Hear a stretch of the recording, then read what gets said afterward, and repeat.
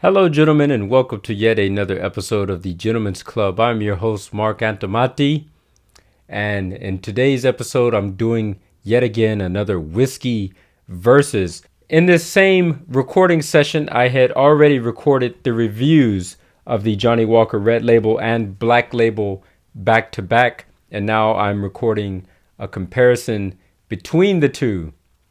Now, when I'm a little bit tipsy like this is when I make my best content because I can open up and not be so uptight, can be loose and talk freely about this. And if it's complete and utter crap, then I can say that. So, I'm not going to bore you guys with the history of these two whiskeys. Even inside of the review videos of that, I didn't talk about the history that much. I just touched on it very lightly. And I said which year the brand debuted and the whiskey debuted, and that was about it. But I'm not going to bore you with that or keep you waiting. This video is straight to the point. Comparison between these two entry-level whiskeys from the Johnnie Walker label to find out which one is better. If you had already seen those two reviews, then obviously you know which one I like better. But for the sake of anybody that's maybe tuning in for the first time to any of the videos that I have on my YouTube channel, the Gentlemen's Club, which is a men's lifestyle channel, but focuses a lot on shaving and whiskey. If you're just tuning in for the first time and you didn't see those reviews, you'll find out which one of these two whiskeys I think is the better of the two. And that's going to go down right now.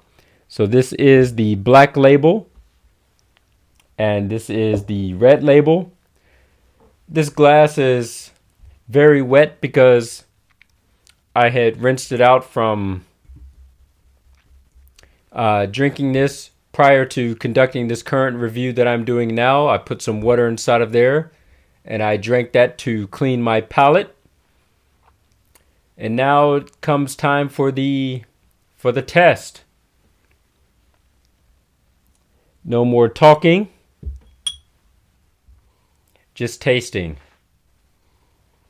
This Red Label, it smells like absolutely nothing, but if it smells like something, like I said inside of the original review of this, it smells like some type of cleanser for, I don't know, cleaning your bathroom, cleaning some toilets, maybe cleaning the sink. It's not very pleasant at all. It's not an ethanol smell, which is a pet peeve of mine. I really hate the ethanol smell, but it just smells bad, like some type of cleanser. Nothing to detail out of there. This is drank by casuals who go out to bars and they want to meet people, and you don't know anything about whiskey, but you just want to sound cool, and you go to the bartender and you say, "Give me a Johnnie Walker Red Label," and you can impress some dumb girl that's not keen on anything about alcohol, but when she hears you say the recognizable brand name, something clicks inside of her mind and says, "This guy is cool for some reason." Whatever. This whiskey's crap. I should have said that after consuming it, but whatever at this point. Whatever. So this whiskey's 40% ABV, alcohol by volume. And US proof, I don't know what that would be. Maybe that's 80 US proof. I'm not a mathematician, so you would have to check that out yourself if you're inside the United States.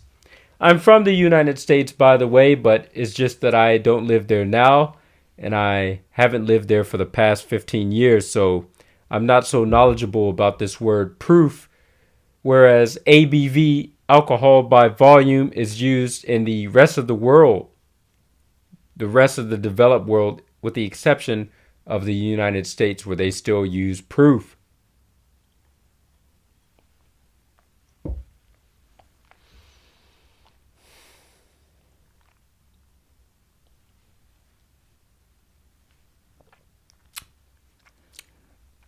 This is a no-age statement whiskey, which means it's probably been distilled for 3 years and a day just to pass the Scottish distilled laws. If you don't know, in Scotland, in order to be considered a whiskey, legally, it has to be distilled for at least 3 years minimum. 3 years minimum. So I think Johnnie Walker has met that minimum quota of 3 years. So they had distilled it for probably 3 years and just released this without an age on the bottle, which is nonsense. And to tell you the truth, this whiskey's so bad, I don't even think Johnnie Walker should be putting this out on the market. I think the 12 years Black Label should be their entry-level whiskey, and I think they should just get rid of this no-age statement altogether.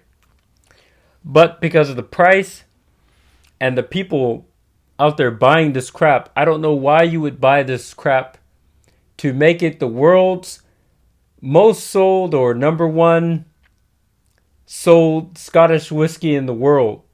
I don't even know. It boggles my mind how that's even plausible. This should just be removed from their range, and it should just start off automatically with the 12 years. So I drank that and did so much talking, I didn't even talk about the palate or the aftertaste. Not much of anything to say about it. It doesn't taste like much of anything. Maybe the aftertaste after you swallow it and you wait a couple of seconds, whoever knows how long, just you might get a little spiciness to it, maybe some type of cinnamon kick to it, but aside from that, it has nothing going for it. This one, on the other hand, this is the most middle of the range whiskey that I've ever drank before. If you got like a some type of chart and you got some points here, here, here, here, here, and here, inside of like I'm at a loss of words right now, like a hexagram shape, and at all the meeting points of the hexagram is some type of like nosing or smell or maturity or any type of categories around that perimeter. This one doesn't lean on that perimeter extensively in any which way. It's just middle of the range going around it. Just very well balanced. I don't dislike this whiskey, and I said inside of my previous review, would I ever buy it again? For personal consumption, no. But for the price and for what it is, to take it out to a social party like a barbecue or something like that, for this price, I would buy this whiskey to bring it to social settings like that, because I know I'm not going to hurt my pockets doing it. And I know most of all, the people would be satisfied with what it is. Now to go ahead and get into this. Oh man. The smell is not much of anything on this. Excuse me. It's a little bit above, not a little bit. Judging it against itself, by its own standards of nosing, it's not much of anything. But in comparison to the red label, this is probably 4 times a better smell than what that is on the nose. You can't really pick apart much of what's inside of this, but to say the least, on the nose, this one is middle of the road. The most balanced, most typical whiskey that you would smell. It smells like what you expect a whiskey to smell like when you just say the word whiskey. But you don't talk about the quality of how good or how bad it is. You just say whiskey. It smells like whiskey. Gin smells like gin. Some type of spirit smells like what it is. This one smells like whiskey. We're going to try to hold this on the tongue for 12 seconds as equivalent to how long it's been distilled, which has been 12 years.